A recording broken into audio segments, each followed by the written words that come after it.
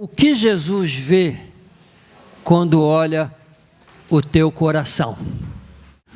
O texto que tomaremos por base é o livro de Apocalipse, o livro da Revelação, capítulo 1, versículo 9 ao 20. O pastor lerá, os irmãos acompanharão em silêncio. Eu, João, que também sou vosso irmão e companheiro na aflição e no reino, e na paciência de Jesus Cristo, estava na ilha chamada Pátimos por causa da palavra de Deus e pelo testemunho de Jesus Cristo. Eu fui arrebatado em espírito no dia do Senhor, e ouvi de trás de mim uma grande voz como de trombeta que dizia: o que vês, escreve-o num livro e envia-o às 7 igrejas que estão na Ásia, a Éfeso e a Esmirna e a Pérgamo e a Teatira e a Sardes e a Filadélfia e a Laodiceia. E virei-me para ver quem falava comigo, e virando-me vi 7 castiçais de ouro, e no meio dos 7 castiçais de ouro, um semelhante ao Filho do Homem, vestido até os pés de uma veste comprida e cingido pelo peito com um cinto de couro. E a sua cabeça e cabelos eram brancos como a lã branca, como a neve, e os olhos como chamas de fogo, e os seus pés semelhantes ao latão reluzente, como se tivesse sido refinado numa fornalha, e a sua voz como a voz de muitas águas. E ele tinha na sua destra 7 estrelas, e da sua boca saía uma aguda espada de 2 fios, e o seu rosto era como o sol quando na sua força resplandece. E eu, quando vi, caí a seus pés como morto. E ele pôs sobre mim a sua destra, dizendo-me: não temas, eu sou o primeiro e o último, e o que vive. Fui morto, mas eis que estou vivo para todo sempre. Amém. E tenho as chaves da morte e do inferno. Escreve as coisas que tens visto, e as que são, e as que depois destas hão de acontecer. Esse é o mistério das 7 estrelas que viste na minha destra, a dos 7 castiçais de ouro. As 7 estrelas são os anjos das 7 igrejas, e as 7 castiçais que viste são as 7 igrejas. Que o Senhor possa abençoar sua palavra e aplicá-la aos nossos corações. Amém? Irmãos, nesta ocasião, a igreja estava a passar por um dos momentos mais terríveis e sombrios da sua história, devido à cruel perseguição promovida pelo Império Romano, onde cristãos eram martirizados, queimados vivos, lançados para serem devorados por leões. Não era fácil confessar Jesus Cristo como Senhor, como Salvador naquela época, porque Senhor era o imperador romano, não Jesus. No ano de 86, o imperador Domiciano mandou deportar João, então pastor da igreja de Éfeso, para a ilha de Pátimos. Vale ressaltar, irmãos, que nessa época todos os demais apóstolos já haviam sido mortos, martirizados por pregar o evangelho. Então João era o último sobrevivente do grupo apostólico. Ele morreu na ilha. Certamente a intenção de Domiciano, ao enviar João ao exílio da ilha de Pátimos, era calar a voz de João, calar a voz da igreja, que apesar da cruel perseguição, continuava a crescer, a crescer, a crescer. Então Domiciano pretendia fechar todas as portas da terra para João. Mas quando as portas na terra fecharam-se para João, Deus abriu-lhe uma porta no céu e disse-lhe: sobe, e te mostrarei as coisas que acontecerão, coisas futuras. A igreja estava a ser perseguida, milhares de crentes já haviam sido martirizados, João estava exilado na ilha de Pátimos, mas apesar de tudo, sobre tudo e sobre todos, Deus continuava no trono a ter o controle de todas as coisas e a reger a história da humanidade, assim como faz até hoje. Deus está no trono e continua a reger a história. Então João, em espírito, foi levado ao céu e lá ouviu uma voz por trás dele. Essa voz lhe disse: escreve.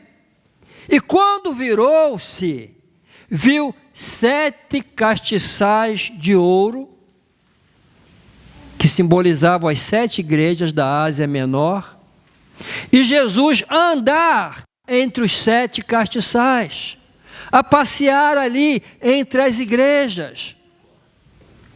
Ele viu o Cristo em toda a sua glória. O Cristo que agora vê não é o Cristo a suar sangue, prostrado em seus joelhos, em forte clamor e lágrimas, como no jardim do Getsêmani. Não é o Cristo cuspido, esbofeteado, torturado, vilipendiado do sinédrio judaico.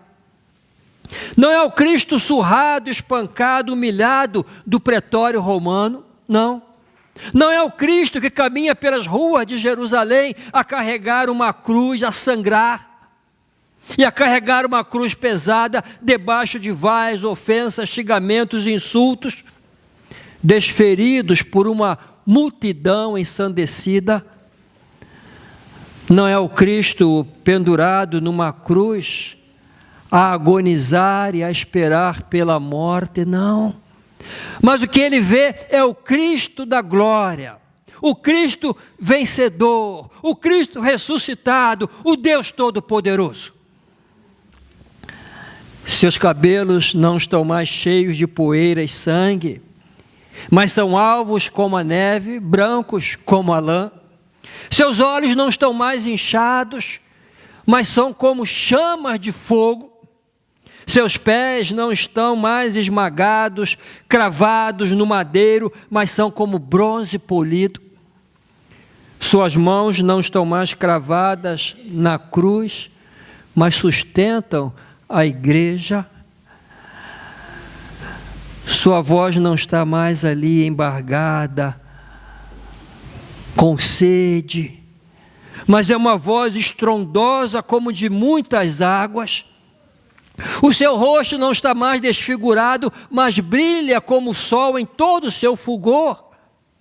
Então, diante do Cristo glorificado, João caiu aos seus pés como morto, mas Jesus colocou a mão direita no seu ombro e disse: não tenhas medo, eu sou o primeiro e o último, sou aquele que vive, estive morto, mas agora estou vivo para todo sempre e tenho as chaves da morte e do inferno.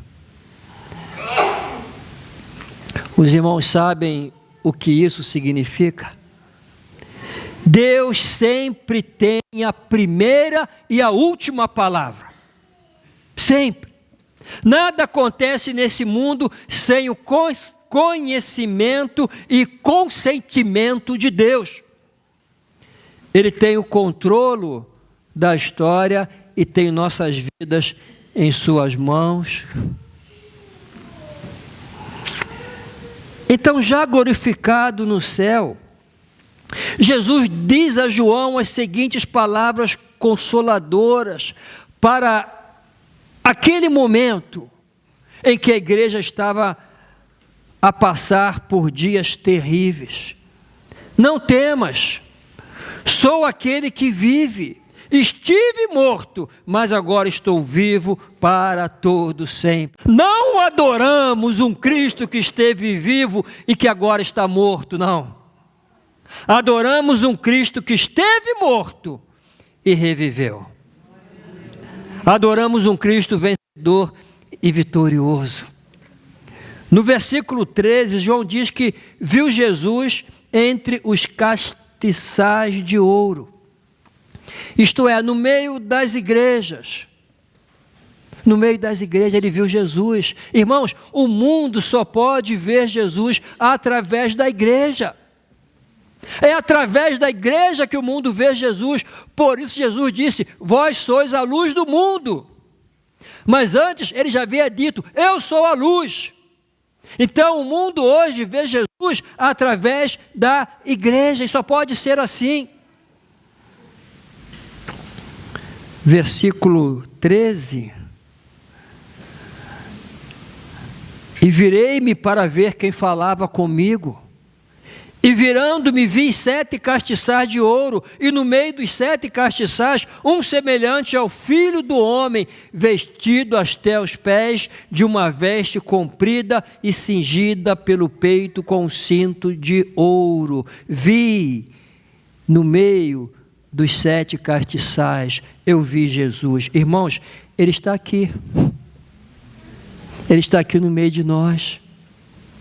E é por isso que estamos aqui. Nós viemos a esse lugar para ter um encontro com Jesus. Eu fico a pensar as pessoas que negligenciam os cultos da igreja, parece que não tem esse entendimento. Quando eu vou à igreja, quando eu vou àquele local onde 2 ou 3 ou mais se reúnem, Jesus está ali presente e eu vou para ter um encontro com Ele. É a presença de Jesus entre nós que transforma esse momento num momento importante. Não é uma data específica ou um evento especial que torna o culto importante, mas é a presença de Jesus entre nós.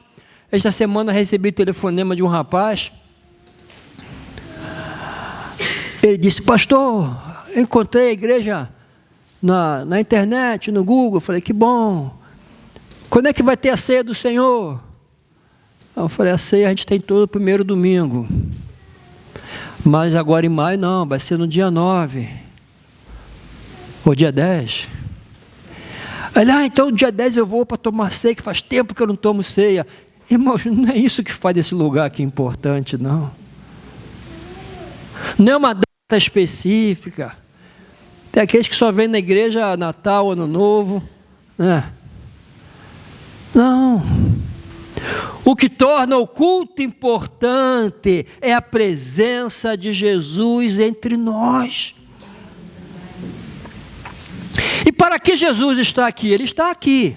Para quê? Primeiro, para receber a nossa adoração. Por isso que sempre começamos o culto com a adoração. Mas também anda entre nós para sondar nossos corações, para exortar, para repreender, para corrigir, para ensinar, consolar e fazer promessas. Podemos observar no texto que enquanto Jesus caminha entre as igrejas, há um estribilho que se repete sempre: eu conheço, eu conheço. Para 5 das 7 igrejas, ele usa a mesma expressão, eu conheço. O que as pessoas não sabem, ele sabe. O que a igreja não sabe, ele sabe. O que teu pai ou tua mãe não sabem, ele sabe. O que o teu pastor não sabe, ele sabe. Eu não quero nem saber. O que a tua esposa ou esposo não sabe, ele sabe. Ele conhece todas as tuas obras, tudo. Nada fica escondido aos seus olhos, que são como chama de fogo. E o que Jesus viu naquelas igrejas? Eram 7 igrejas. O que ele viu? Vamos começar pela igreja de Esmirna, a primeira igreja. Jesus lhe disse: conheço as tuas obras, e tribulação, e pobreza, mas tu és rica. Esmirna, irmãos, era a igreja mais pobre da Ásia Menor. A mais pobre. Ela se considerava pobre. Os homens a consideravam uma igreja pobre. Mas Jesus diz a essa igreja: é rica. O que é uma igreja rica para nós, irmãos? Uma igreja grande, uma igreja que tem muito dinheiro, muito patrimônio, muitos bens, membros influentes na sociedade. Eu conheço algumas igrejas assim lá no Brasil. Há muitas igrejas ricas. A igreja de Esmirna não tinha nada disso. Era uma igreja pobre, mas era rica aos olhos de Deus. Certamente era uma igreja rica em espiritualidade, em santidade, em devoção, em amor a Deus e uns aos outros. Porque se não fosse assim, Jesus jamais lhe diria: és rica. Mas Jesus disse: és rica. O que importa não é ser materialmente rico, mas espiritualmente rico. Isso é o que importa. A igreja mais rica, em termos materiais, os irmãos lembram? Lá, qual era a igreja mais rica? Que dizia: rico sou, tenho tudo. Laodiceia, né? A que tinha melhor autoimagem de si mesma. A que olhava no espelho e dizia: estou rico, adquiri riquezas e não preciso de nada. A essa igreja, Jesus disse: és pobre. És pobre. Porque, irmãos, o que impressiona os homens não impressiona a Deus. O que é grande aos olhos dos homens pode ser desprezível aos olhos de Deus. Para a igreja de Esmirna, Jesus também diz: conheço as tuas aflições. E como já disse, não eram poucas as aflições dos cristãos naquela época, que sofriam violenta e cruel perseguição. Irmãos, hoje não passamos pelo mesmo, pelo menos aqui em Portugal, mas também temos as nossas aflições e Jesus as conhece. Ele não ignora nenhuma das nossas aflições. Ele conhece a tua dor, conhece as tuas lágrimas, conhece as tuas madrugadas sem dormir. Sabe pelo que estás a passar, conhece os teus dramas. E assim como disse a igreja de Esmirna, também te diz: conheço as tuas aflições, não tenhas medo, sejas fiel até a morte e te darei a coroa da vida. Das 7 igrejas, somente 2 não receberam censura. Esmirna, a mais pobre, e Filadélfia, a mais fraca aos olhos dos homens. Para a igreja de Filadélfia, Jesus disse, capítulo 3, versículo 8: eu conheço as tuas obras.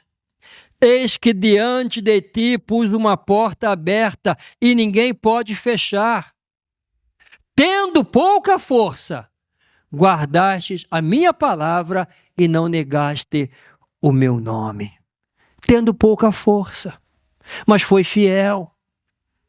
O que importa não é ser rico ou forte aos olhos dos homens, mas o que importa é ser fiel a Deus. Das 7 igrejas, 2 não têm censuras. Essas 2, as únicas.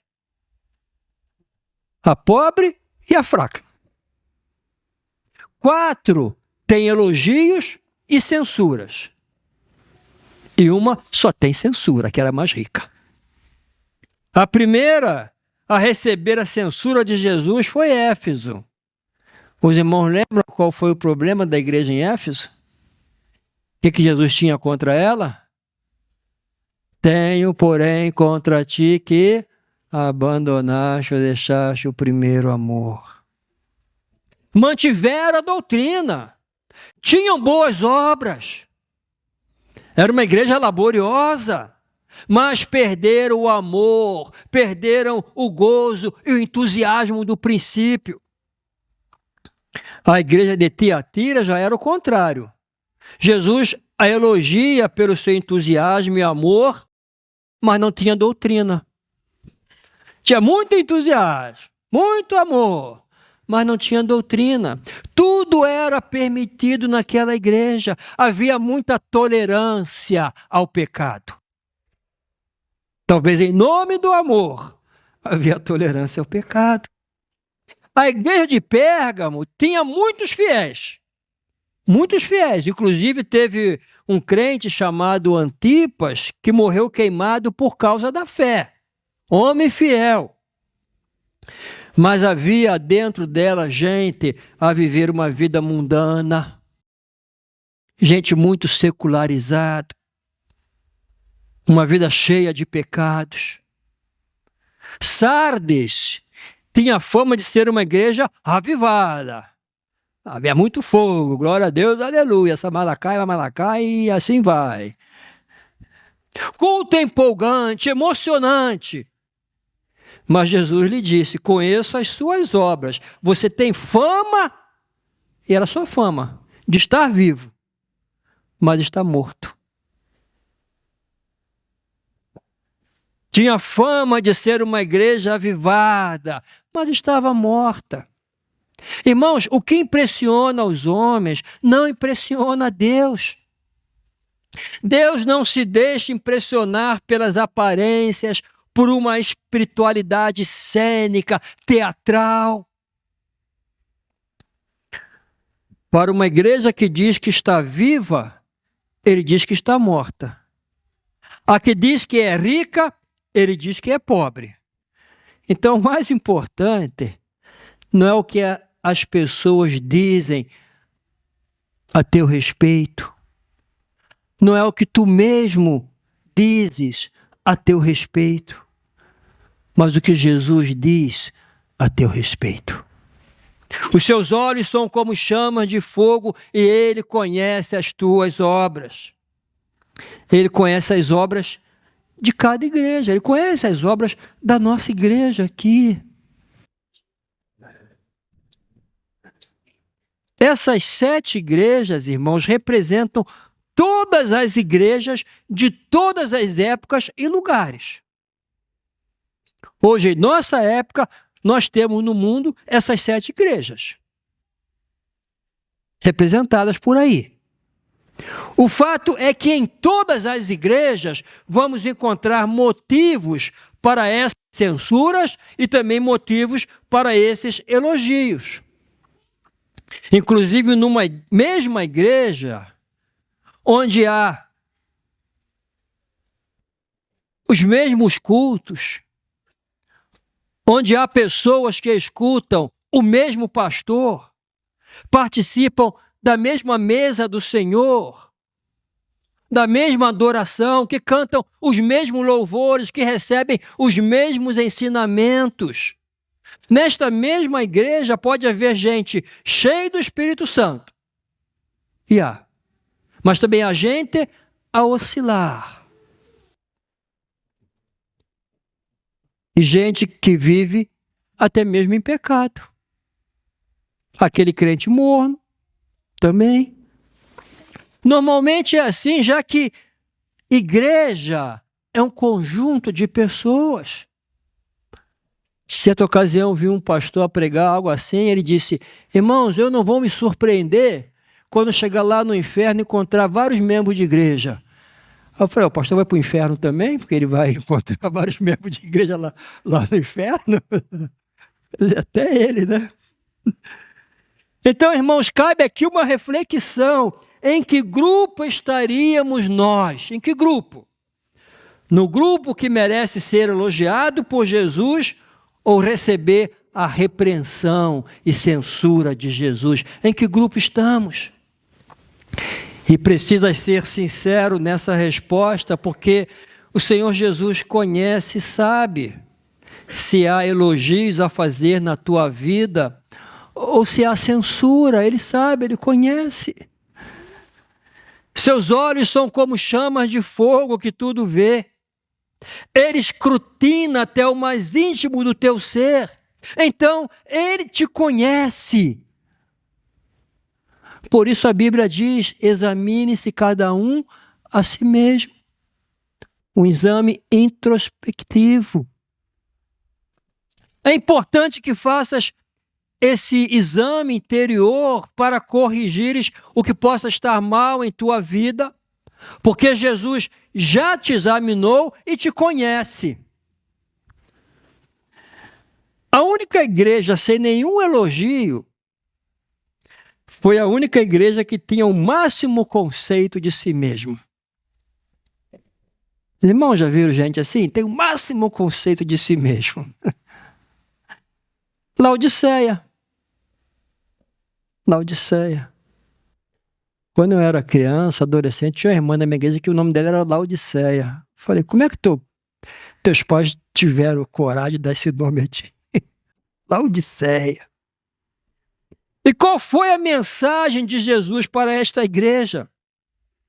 A mensagem foi que devia ser honesta consigo mesmo, deixar de hipocrisia, fazer um exame interior sincero e arrepender-se. Lá no capítulo 3, do versículo 14 ao 19. E ao anjo da igreja de Laodiceia escreve: isto diz o Amém, a testemunha fiel e verdadeira, o princípio da criação de Deus. Conheço as tuas obras, que nem és frio nem quente. Quem dera fores frio ou quente.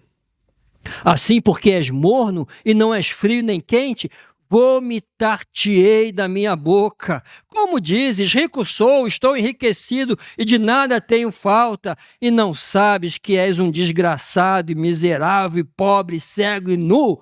Ai, irmão, imagina Jesus falar isso para a nossa igreja. Essas palavras duras. Aí vem o seu conselho.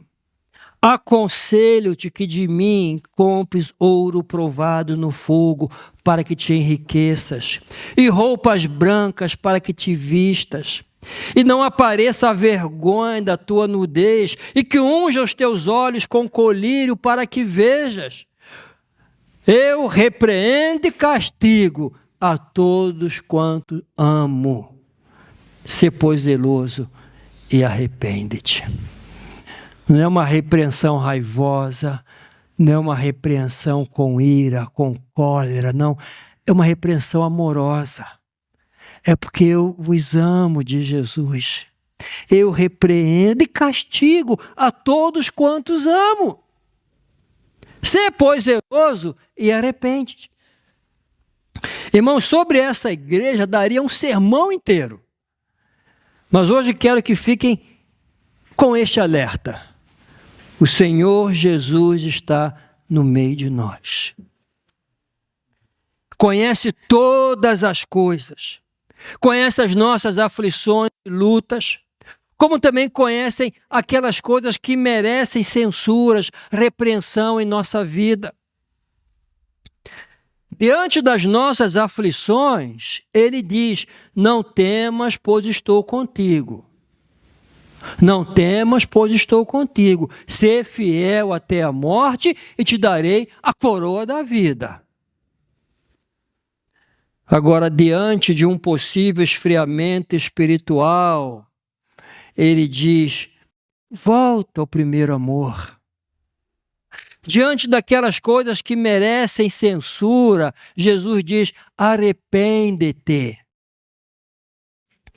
Irmãos, mas a minha oração é que o Senhor, ao olhar para a nossa igreja, para o nosso coração,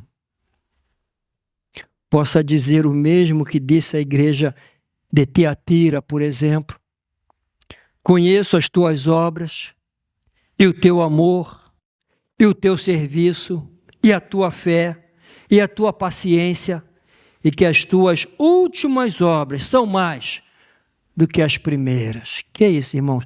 Um crescimento constante, né? Não retroceder, avançar. As tuas obras são mais do que as primeiras. Mas se essa não é a tua realidade, se estás mais parecido com a igreja de Éfeso, que estava a passar por um esfriamento espiritual, deixou o primeiro amor. Então, se hoje já não és mais como antes, se já não sentes mas o mesmo entusiasmo, a mesma alegria, a mesma dedicação, a mesma vontade, o mesmo amor de antes. Eu quero deixar contigo as mesmas palavras que Jesus dirigiu à igreja de Éfeso. Tenho, porém, contra ti que deixaste o teu primeiro amor. Lembra-te, pois, de onde caíste e arrepende-te e pratica as primeiras obras. Amém? Fica em pé, vamos orar ao Senhor.